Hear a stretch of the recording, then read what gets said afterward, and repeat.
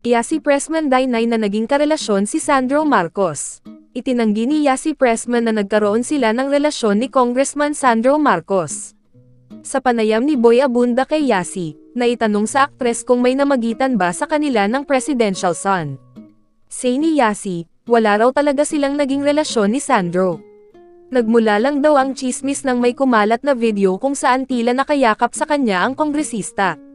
Paglilinaw ni Yasi, talagang kakilala niya dati pa si Sandro. Si Sandro, matagal ko na po siyang kakilala. We were laughing about something and then parang nalagyan lang po ng mali siya dahil slow mo lang po, nilagyan lang po ng music, paliwanag ni Yasi.